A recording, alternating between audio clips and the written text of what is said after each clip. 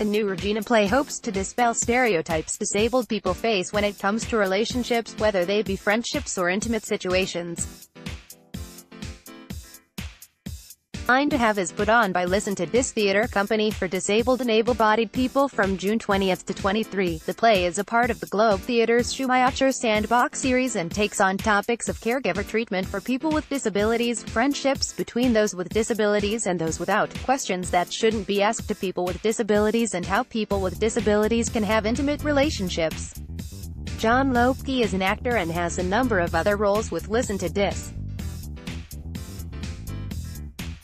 He said at their last show there were a lot of conversations about assumptions people face, assumptions about relationships and sexuality, and understandings that we had as people with disabilities or people who were close to disability that we didn't see in the wider context in Saskatchewan, Lopke said.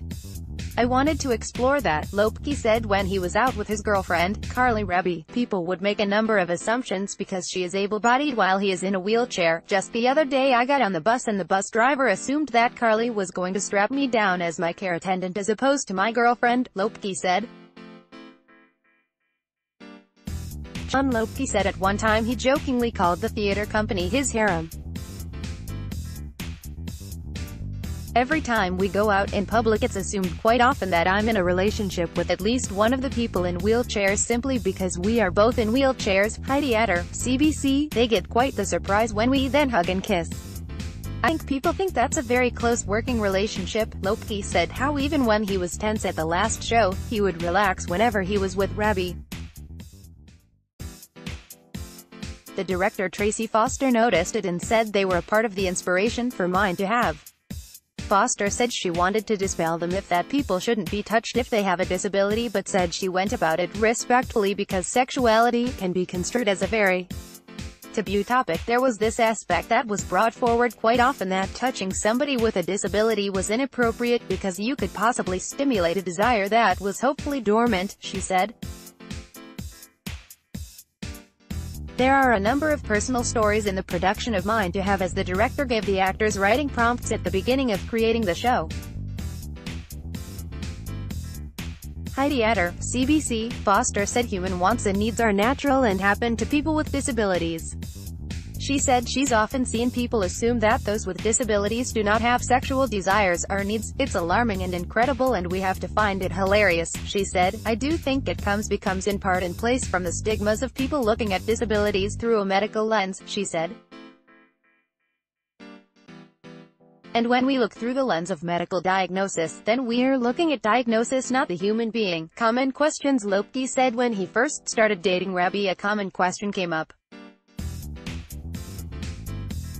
Raby told a group chat of her friends the two were dating and the first question was whether or not his penis worked. That is not unique. I have been asked while walking down the hallway how I have sex, Lopke said.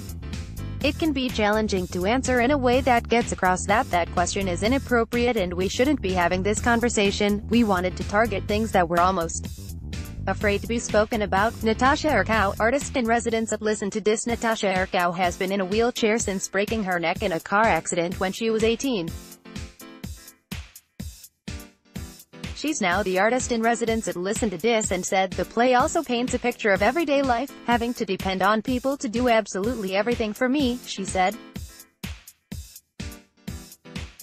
When people see someone like me on the surface they have no clue. They have no clue what it takes. I think shows like this are important for the public to see just because of how many questions go unanswered and how much curiosity is out there that people don't get answers for. Just to spread the word, spread the awareness, spread the message and inclusion that we so need, we wanted to target things that we're almost afraid to be spoken about that so many people are ignorant of, Erkow said.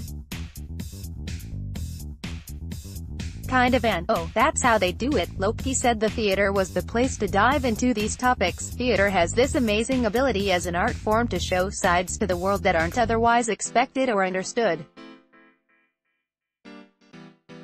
And in this case we are talking about sensuality and relationship and the political right to be in the body, Lopke said.